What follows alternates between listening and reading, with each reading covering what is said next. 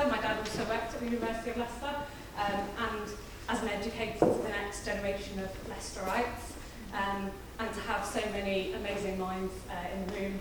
Some of the chat this morning was already just so mind-expanding.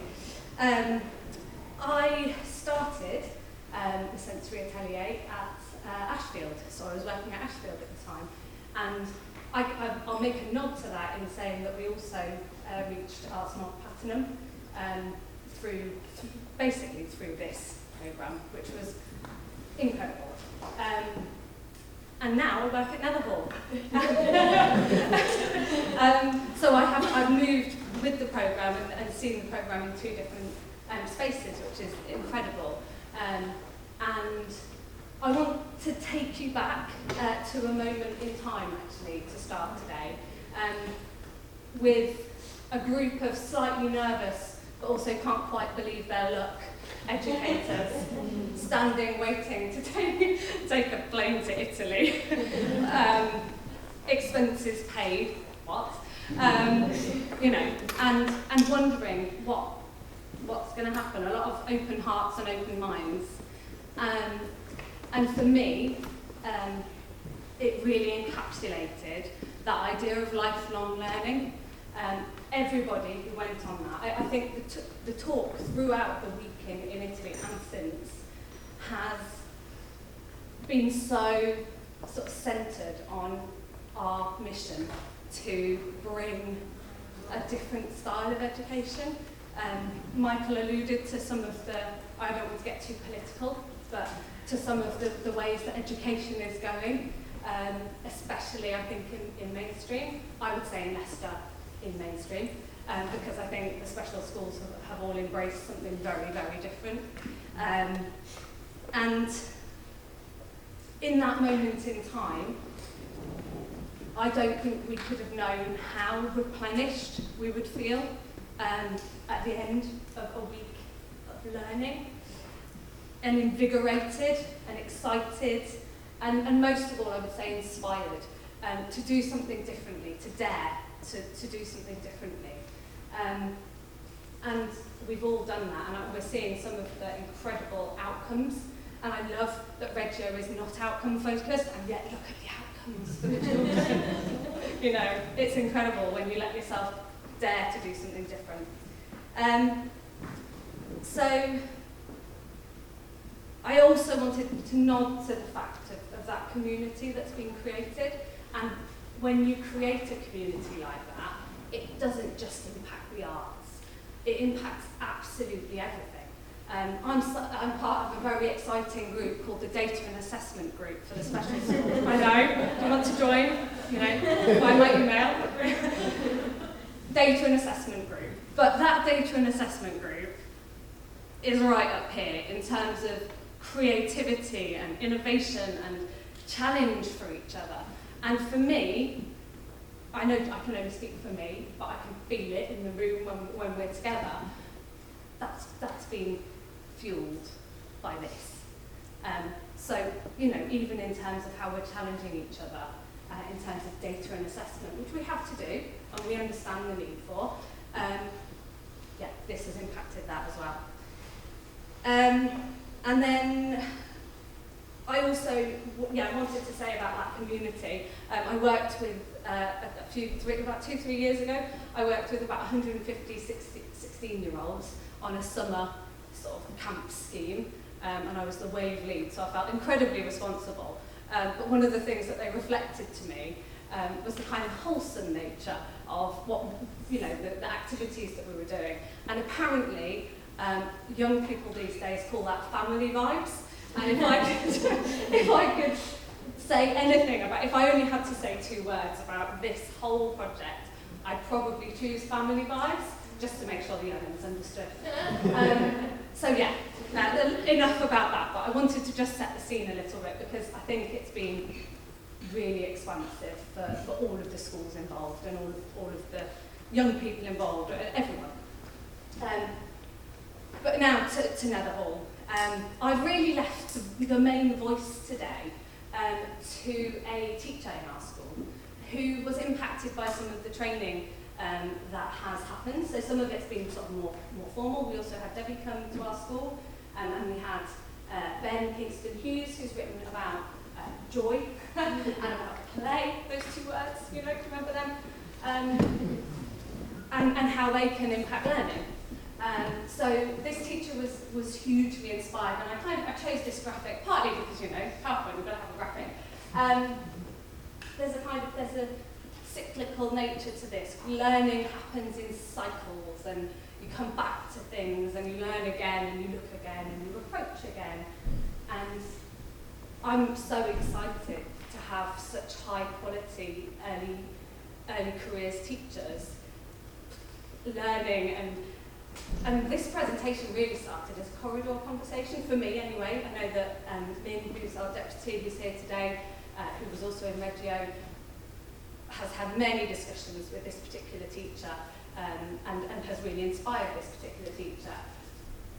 But for me, this started as a bit of a corridor conversation where I was just kind of bowled over by her energy and enthusiasm, and how she seemingly learned so much from what felt like quite little input in terms of formal input. And yeah, those early careers teachers are a vital voice, and they're so vibrant and exciting to be around as educators. Gemma, you alluded to like hard to engage classes, like particularly hard to engage, sometimes kind of brazers who, you know, move around the space but never really engage. And this is where this started for Sian, who we're going to hear from. She was looking at her class, you'll hear more from her. She was looking at her class and thinking, it's not quite working, something's not quite working. And she dared to do something a bit different. And I think we can probably, in 1 second, Bob, just move. So what I've done is cut out my questions because I absolutely hate the sound of my own voice on video. I've got a twin sister and I'm always like, who's speaking? What's going on? So I can't hear my own voice. So it goes straight into her answers. So, but the question is written at the top. The first question I asked her was, you know, she's an early careers teacher, so she's quite recently had her training, but what elements of the Reggio approach were new to her? So that's the first question that we're going to hear her talking about for her class of tricky to engage learners.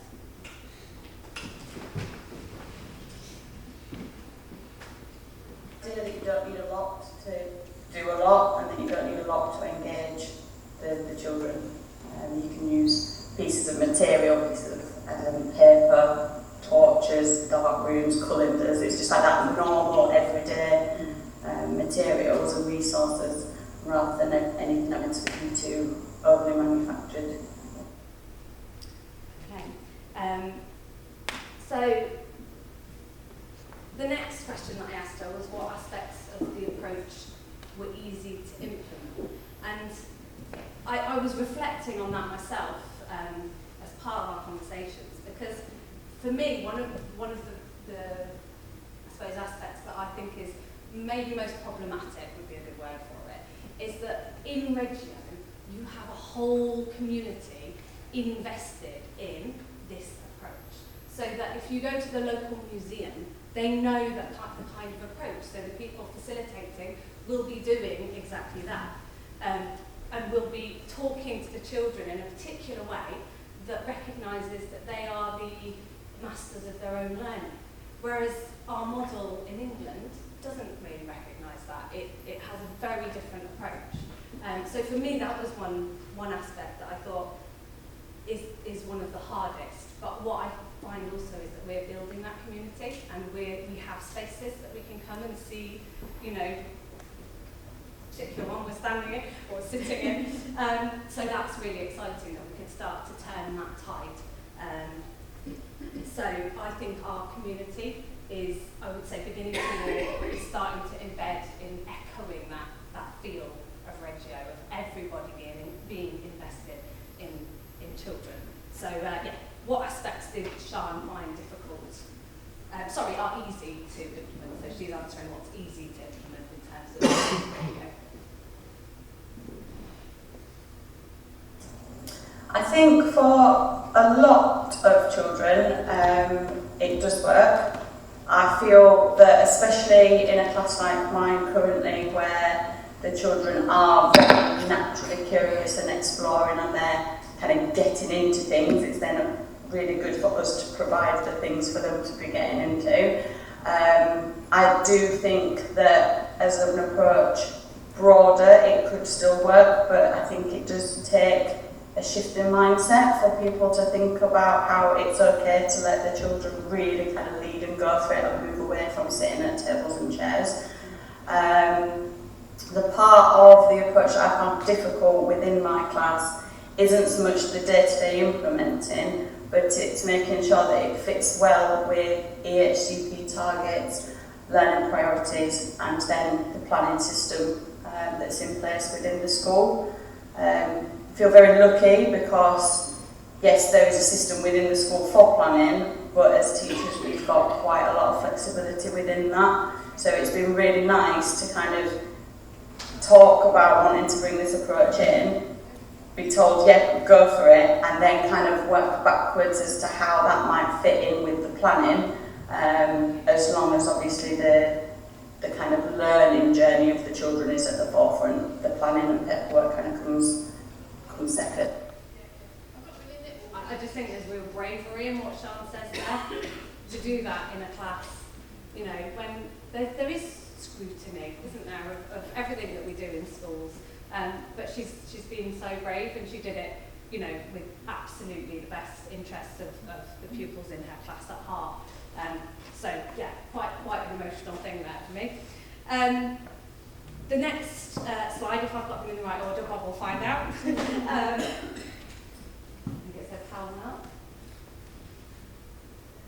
Yeah. Okay, so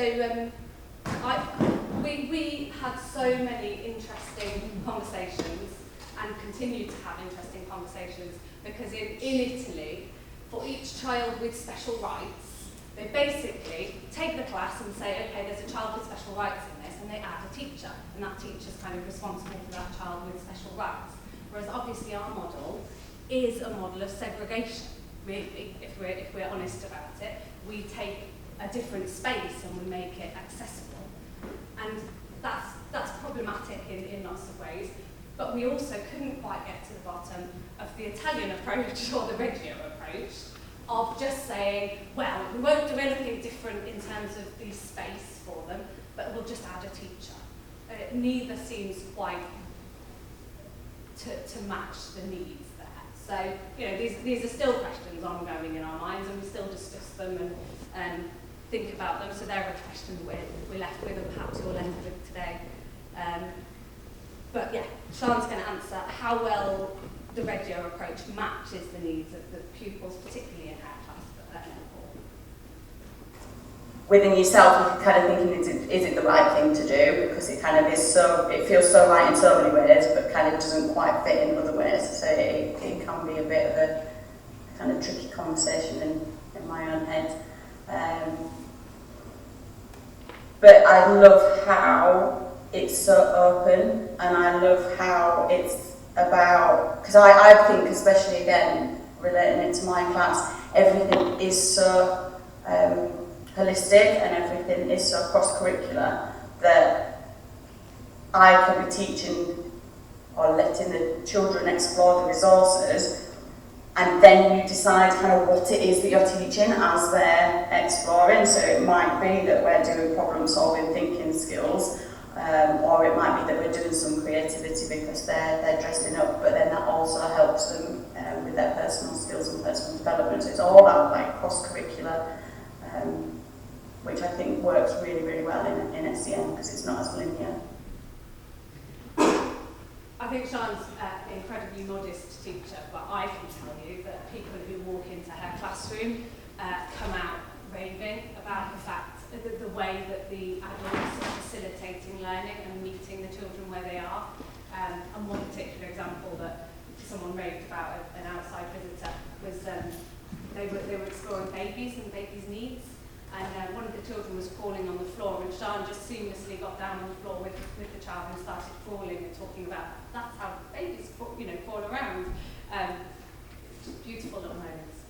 On to what Sian's classroom looked like before she implemented aspects of radio. Into the classroom, it was set up kind of like a formal teaching space. It had tables out, it had chairs, and I was trying to fit my teaching around almost the furniture in the environment. And there were certain things where it did work because there was a table in front of you and you needed that table to do an activity. But the more I was watching and observing the students and seeing how they were finding things on the side more interesting, or things under a table or under a chair more interesting, I started to think about training that we had about learning through play and using curiosity as kind of a hook into learning itself. And rather than having to say, this isn't the right time to the child, or stop, kind of, we're not doing that now, it just felt like they were ready to kind of go and explore, and I needed to give them that opportunity to. Should we have a look at what our classroom looks like now? So there was a 4-week half term coming up, and I thought that'd be a perfect opportunity to try something new, because it wasn't too long and it was a nice kind of set chunk of time, so I could process that in my head and also talk to my TAs so that we could give it a fair chance to see if it would work or not. And I decided that I would switch my classroom to take all of the tables out of the main teaching area and put them into what was a smaller sensory space, and have kind of the larger teaching area to meet the needs of the children, whether that was in a sensory way or through an exploration way, and to kind of encourage them to be in this main space. For that 4 weeks, the classroom was a very busy place to be. It had lots and lots of different resources out. It had things in boxes, lots of random boxes, feathers, paper, different toys, different torches, things that you might find in a kitchen. And the idea behind that was to see if the approach would work, to see if the children would show curiosity, to see where the curiosity was leading them, and also to see if there were areas that were kind of too much by them being there, so almost becoming a little bit of an obsession maybe for some of the children, and then making it slightly harder to draw them outside of that and get them interested and engaged in other things. So that was a really interesting 4 weeks. It worked really well, in my opinion. And I then decided in the Easter holiday to kind of streamline that back, to make it so that it is still child-led, so there is still exploration, but it is a little bit more tailored to, not quite sure what the right word, so that we could take away that kind of repetitiveness that might come from the children just being drawn into a special interest. So it is still child-led, but with kind of an adult input in that sense. Right, I'll leave this to Bob because I probably have overrun. Bob, if you want to skip the next slide, because we need to keep to time and do that. And if you don't want to, then, yeah, there you go.